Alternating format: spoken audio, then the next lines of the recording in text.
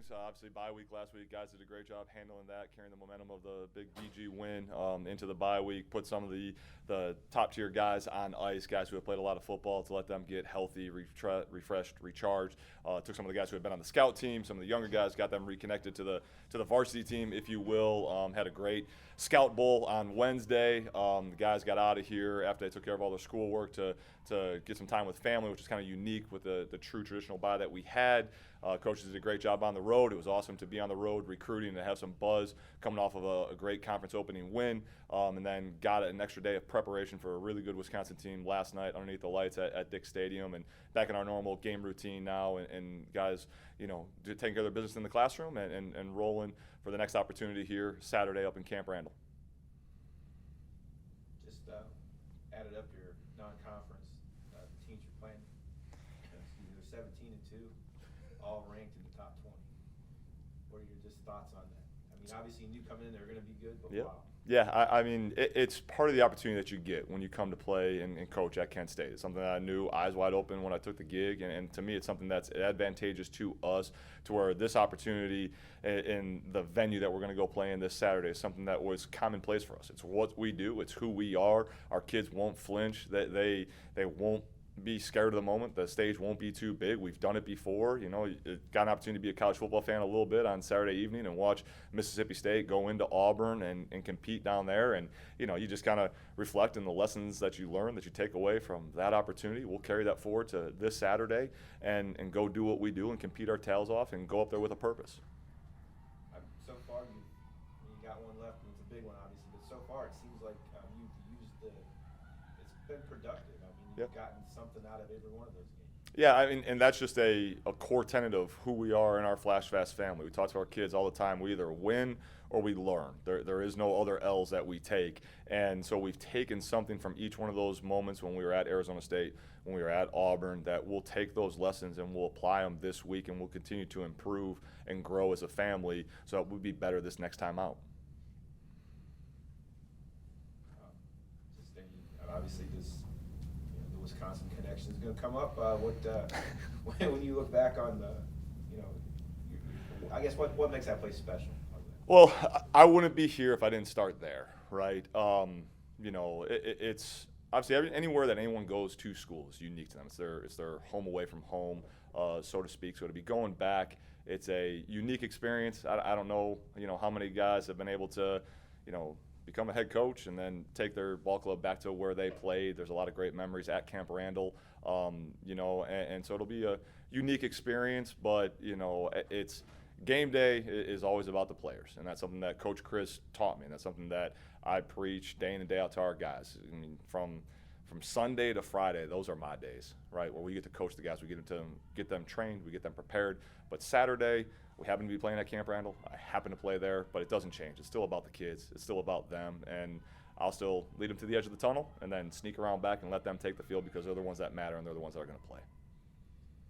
So that BG game was obviously your guys' best overall performance of the season, something we've talked about before, the best rushing defense performance you guys have had.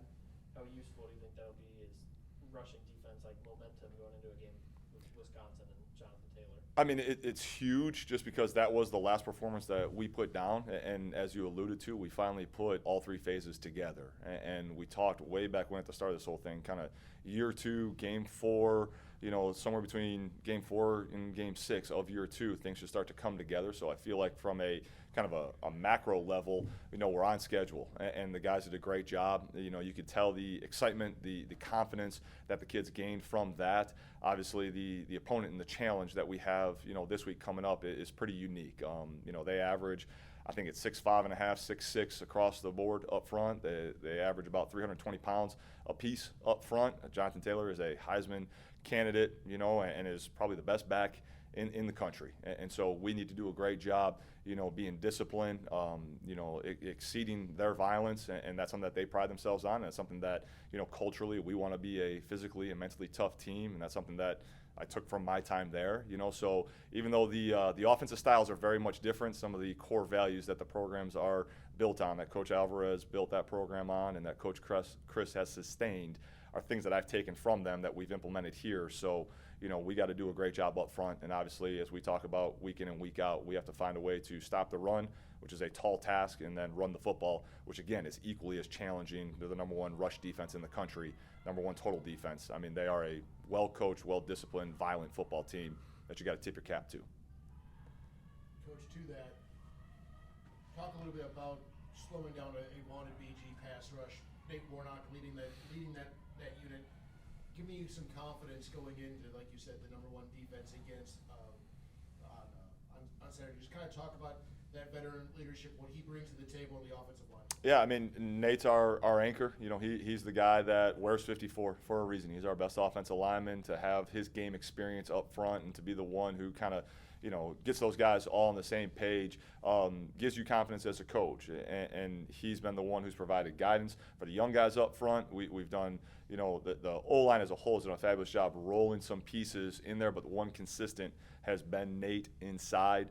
So him and that group, they have confidence because of previous battles that we've been in with a very talented fronts that we've seen, that we'll be able to carry that forward and take a little bit of confidence from those battles and carry that forward to Saturday. Have you maintained relationships with Coach Alvarez and Chris? Yeah, I mean, obviously those guys got really busy schedules and everything, but whenever our paths cross, yes, we stay in contact. Had the opportunity to really sit and visit with Coach Chris in early May because of a head coaches meeting that we both attended. And then Coach Alvarez, one of the things that he told me when he recruited me is that if you come here and you're a Badger for life. So when I needed a call to be made so that I could have the opportunity to sit here and kind of move the needle, Coach Alvarez picked up the phone and called Mr. Nielsen. And, I'd like to think that probably carried a little bit of weight. So, those are, again, two of my mentors and two guys that really led me down this profession. And so, when we get an opportunity to sit and visit, we do. When you do visit and they see what kind of offense you're running, what what's going on here? Coach Alvarez tells me to turn in my alumni card. But, again, the thing that you can respect, and there's a mutual level of respect, again, for the styles of play. The Badgers love their power. The very first run play that we put in is power. So they do it with their hippo package and 7 offensive linemen and, 2 extra tight ends and fullbacks, and they run power, right? We do it just a little bit different variety, but, it's obviously 2 different styles, but the core principles of it are very similar. They really have not changed a bit. It doesn't seem like since you were there. They have. They've evolved, yeah. But I mean, they're going to stay true to their core tenets, and they've built it obviously in a very productive way that suits them, suits the landscape of where they're at, and they do it very, very well. But there's some wrinkles that as you watch it, they've evolved. What's it like to play tight end in that system? It's a blast. I mean, you get to do a lot of different things. I mean, you're an extension of the O-line, but I mean, Coach Chris is very creative when it comes to his play calling, the way that he window dresses some things, and again, it's a unique style that's not for everyone. It's a different brand of ball that, especially in today's age of college football, it's an acquired taste, but it's, again, something that shaped me and it shaped my philosophies. And even though on the surface it looks drastically different, there's quite a few similarities. And what's the impact of having a guy like Mike Kerrigan back playing a lot? Like, he had the 2 deep balls, one was taken back by a penalty, but what's the impact of having an impact guy like that? Yeah, I mean, to have as many skill and playmakers as possible at your disposal, it really helps balance some things up. It helps keep defenses honest from really being able to overload coverage one way or the other.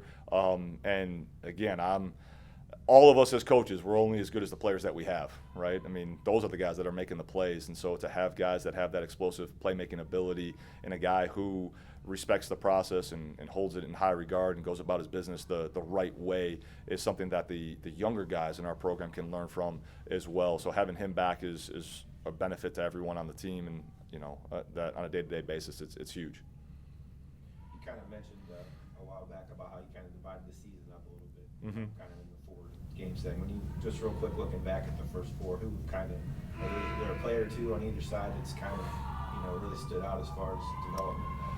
Offensively, kind of a guy who's done a really good job is Sam Allen, who's gotten some reps at left tackle and has really done a nice job, kind of next man up mentality. And again, he's a guy that way back when, had a long road to hold, and he just put his nose down and worked and really understands the value of an honest day's hard work.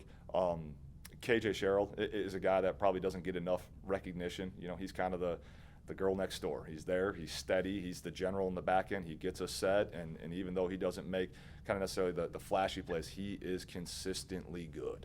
He's not occasionally great. Day in and day out, he does his piece, and then, I can't sing enough praise for our three specialists. Derek and Matt get the recognition, but to have Joey healthy and what he's doing from a snapping ability and what he's doing covering and the way that we can flip the field, like those are kind of three guys that we haven't talked a whole lot about that deserve some praise. Again, a lot of the guys who were in my wedding, guys that are in my inner circle, are guys that were there that were with me. And so just the brotherhood that we shared and the brotherhood that our guys share here, that's something that unless you're inside of it, you really can't simulate that. And with the hard work that was put in together, there's a trust and a bond with those guys that they don't care that I'm a head coach, and I can call them and they're going to be honest with me. There's going to be great accountability with those guys. Same thing that we're doing with our guys here.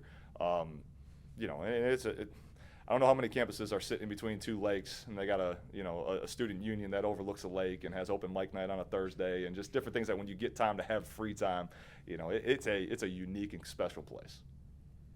And then last one for me out of left field, when you're getting ready, whether it be to play a game at Wisconsin or coach a game here at Kent State, what would be blaring through the phone or the earphones? I still rip out my 110s on every single away game, and there's always Drake that's bumping in my headset that kind of gets me right.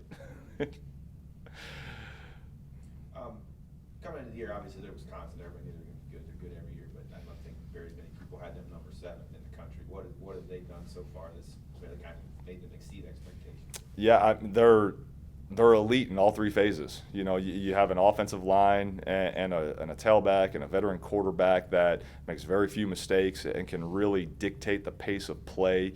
And they have explosive skill. Jonathan Taylor gets a lot of the credit, but Quintez Cephas is a big play wide receiver. Kendrick Pryor is a big play wide receiver. So they're explosive on the offensive side of the ball, and they're very, very well disciplined across the board.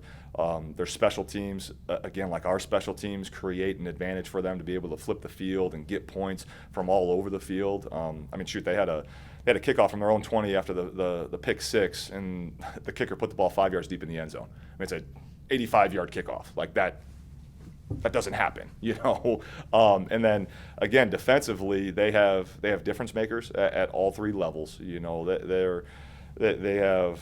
Their D-line is disruptive. They can get pressure with 4, which I think a lot of teams struggle to do. They got Bob Bostad, who was my position coach back then. He's coaching the inside linebackers now, and he's got great understanding through his tenure of, O-line protections. And you can tell some of the things that they do with minimal people, they're able to create a lot of havoc and a lot of stress on your pass pro, so they're able to keep people in coverage but yet still pressure you. And that was apparent on the pick 6 last week. It's a 4-man pressure. The quarterback gets flushed. He throws a pick 6, and just like that, because they're generating pressure, the back end has great underneath coverage. The top end is staying on top. They're playing ball aware, and they're aggressive, and they fly to the ball. And it's like dogs hunting a meat truck trying to get a free bone, looking for turnovers. It's impressive. And again, you tip your cap with the speed they play with, the confidence they play with. They're getting prepared the right way. Those kids are all into, again, their brand of football, and it's things that we work to build each and every single day here within our program. Just obviously Dustin's coming off the best game ever. He's getting better and better to talk about. This is a test here, obviously, to really see how far he's come in that time. Yeah, it's another opportunity for him, right? And again, it's one of those deals where it's the next opportunity for him. It's his preparation and the position that he's put himself in because of the way that he's trained himself has prepared him for each opportunity that's come. And his results have been a byproduct of him holding that process to high regard. He's got tremendous respect for this opponent, the way that we all do. But again, our keys to success and the reason that he's having individual success and the reason that we'll hopefully have some team success is because of the way that we handle our controllables and we handle our process in-house. And again, we respect the heck out of Wisconsin, but it comes down to us having our preparation right and for him individually going about the things that he's done. He doesn't need to put the Superman cape on this week just because he is going against the #1 defense in the country. He needs to be Dustin Crum, and because of him being Dustin Crum, he threw for over 80% and had his best day out because of the way he handles his business.